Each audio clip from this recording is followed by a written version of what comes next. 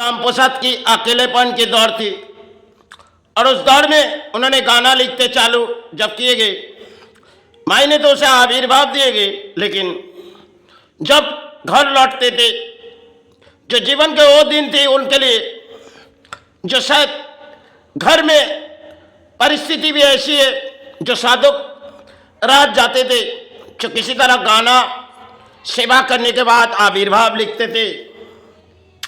और ऐसी दुखों के दिन उनके जीवन में कई कहानी हुई। छो भाई, अब इस धरती से हम तो प्राणी माँ, लेकिन जीवन के दौर थी, हमने लिखना चालू किए और दौर दौर में हम तेरा सेवा किए माँ। समय जो उन्होंने गाना लिखी गई, जो शायद आज भी हमारे अंतर आत्मा में बजेगी, जो साधक ने कई तरह से गाना रचाई गई थी समय पहले, जो माई माई करके चित्कार करती थी और कुछ गाना लिखते जाते थे, सड़कों पर चले भी जाते थे, क्योंकि पता नहीं है खाली पेट उसे तो चलनी पार नहीं हुई।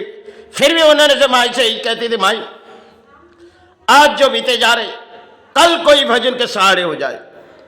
लेकिन जीवन के दौड़ उस समय उनके लिए थी। उन्होंने कई तरह से गाना रचाए गए थे समय पहले। उन गाने के आविर्भाव शायद समय हम लोग पाई नहीं गए, और शायद उन गाने ने कई ऐसे गाना अपने दिलों से गाए गए, जो अंतर आत्मा के हृदय भर गए, जो किस तरह उसने लिखी गई और किस लफ्जों उन्होंने दौड़ाए गए। समय बंगाल में वो समय थी और राजाओं के दौर थी, लेकिन साधक ने बड़ी मोर सेवा करती थी।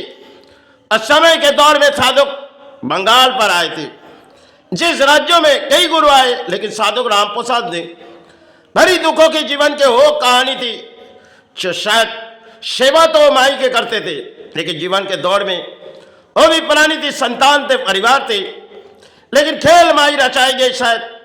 और जीवन दौर में वो गाने से लड़ाई करते थे। राजाओं के दौर में उन्होंने गाना सुनाए आविर्भाव, लेकिन राजाओं के मन में ख्याल आई जो साधक को किसी तरह दान दिए जाए, लेकिन जब कोई दान ना आई, क्योंकि साधक ने उस तरफ चाहती नहीं थी, क्योंकि साधक अपने मन के हौसला बढ़ाते थे और मन से हौसला बढ़ा के माई की गाना लिखते थे, आविर्भाव करते थे।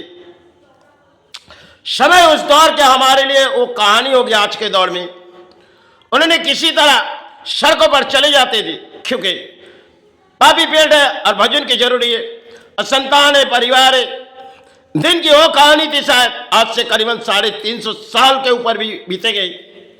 वो शायद उनके जीवन के लिए कुछ और दौर थी, क्योंकि तरह तरह के मोड़ पे बंगाल शायद साधक राम प्रसाद तो आए थे पलानी साहब से, कुछ रचाई गाना बंगाल में दे गए थे।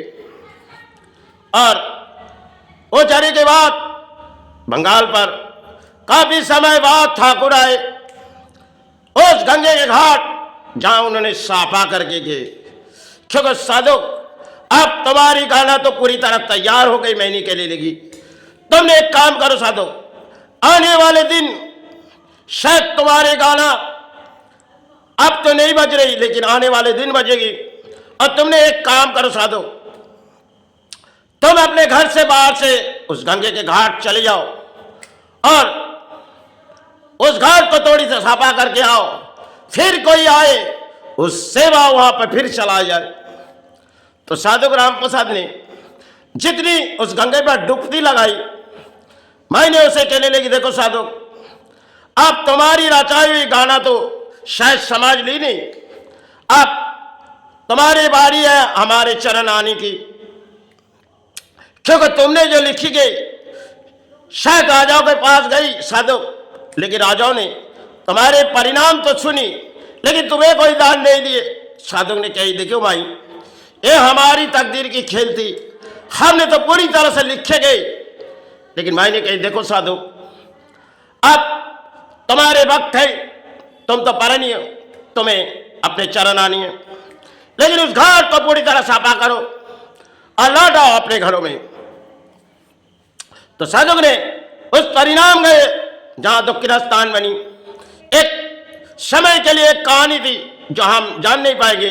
उन्होंने किस तरह इस रचाई मोड़ में जो गए थे उस घाटे के घाट पर, और मैंने के लिए देखो तो साधु, तुम जितनी भी डुबकी लगाओ हम तुम्हारे सामने खड़े।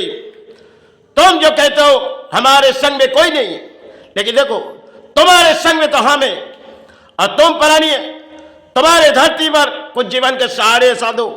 तुमने तो बड़ी धूमधाम से गाने लिखते गए, लेकिन समाज तुम्हारे गाने लिए नहीं। बोली माई अब इस संसार महल छोड़ के हम तो इस घाट पर आए माई, लेकिन यहां जितनी डुबकी लगाए मां तेरे दर्शन के सिवा और कुछ नहीं मिली। और तूने जो कही हमने पूरी तरह से गंगे घाट साफा कर दिए।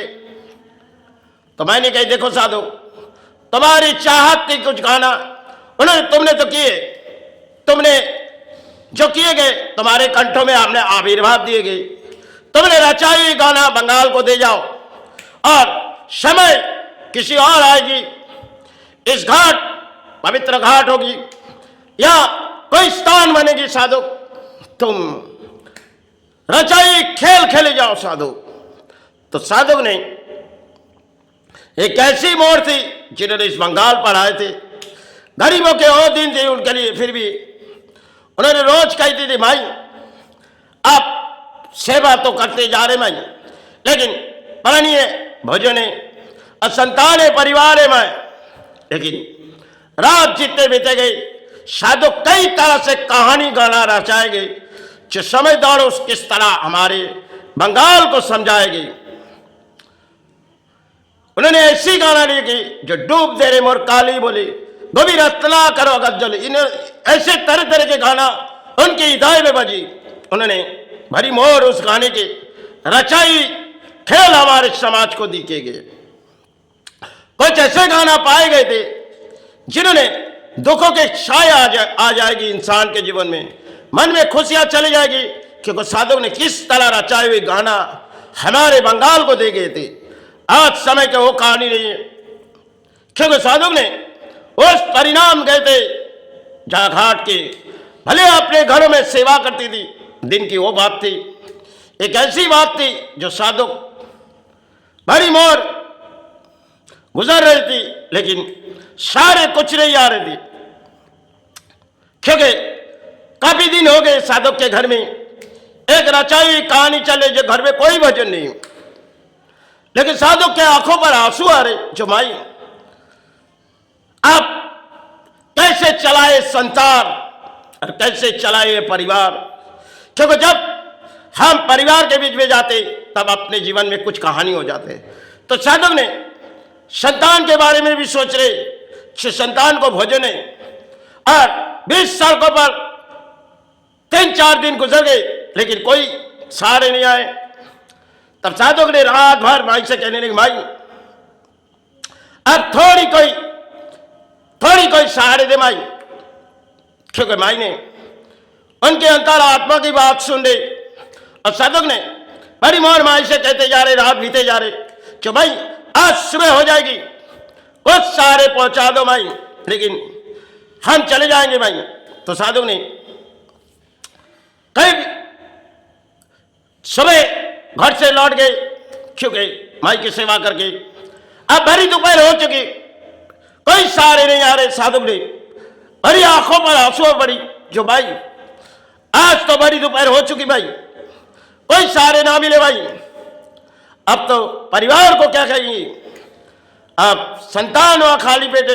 मैंने कही देखो साधु, क्योंकि भाई उनके अंतर आत्मा में साधु माई से कुछ कहते जा रहे, और माई ने कुछ ऐसे रचाए हुए खेल दिए, क्योंकि साधु के जब आंसू धरती पर गिर रहे, माई ने घरों में एक चमत्कार करके दिखाया गया कि साधु ने तो माई से कहते जा रहे थे, माई ने उनके अंतर आत्मा की बात सुन रही थी। तो माई बड़ी दोपहर हो चुकी माई, अब घर लौटनी है, लेकिन परिवार को क्या कहिए और संतान को किस तरह भोजन देगी। तो मैंने उसकी अंतर आत्मा की बात सुन के घर में किसी तरह प्रवेश किए नारी रूपों में, क्योंकि साधु किस तरफ चाहती नहीं थी सो किसी तरह दान हमारे पास आ जाए, क्योंकि हम परिश्रमिक करके साधक ने गाना तो लिखती थी, लेकिन दरवाजे दरवाजे बस चली जाती थी क्योंकि कुछ सहारे आ जाए। फिर उनके जीवन के लिए मैंने एक चमत्कार दिखाए, साधक तुम घर लौट जाओ, क्योंकि भरी दोपहर जब हो चुकी तब बिस्तर को खाली हो चुकी और साधक के आंखों पर आंसू गिरे। तो मैंने एक चमत्कार करके उसे दिखाए। जब घर लौटे तो उसे पता चली जो कौन इस भजन देगी। समय उसके दौर के लिए एक कहानी है, जो पूरी परिणाम हम चलेंगे तो उसकी जीवन के दौर कुछ होगी समाज में। आज अगर हम पलानी है तो हमारे लिए जरूर उस भजन की जरूरी होती, जब संतान रहते, परिवार रहते। लेकिन साधक के जीवन के वो दौर थी जिन्होंने गरीबी के वो दिन बिताए गए, फिर भी उन्होंने सेवा नहीं छोड़ी। सब सहारे ढूंढी गई, गाने से कुछ सहारे ढूंढी गई और समाज के लिए देने की कोशिश की गई, लेकिन नाकाम रही। समय की वो बात थी। फिर भी साधक ने जितनी गाना रख के गए थे, पाए थे बंगाल में, आविर्भाव हुए थे समय भरी दिलों में हिदायत बच जाएगी जो साधक ने किस तरह खेल रचाए गए गाने में। समय दौर थी उनके लिए। उसके बाद ठाकुर आए तो एक के बाद एक गुरु आए बंगाल में। समय हमारे लिए कुछ और थी और नई दौड़ हमारे लिए कुछ है। साधक के गाने में अंतर आत्मा हृदय पवित्र हो जाती है। चलो, जय गुरु जय भाई।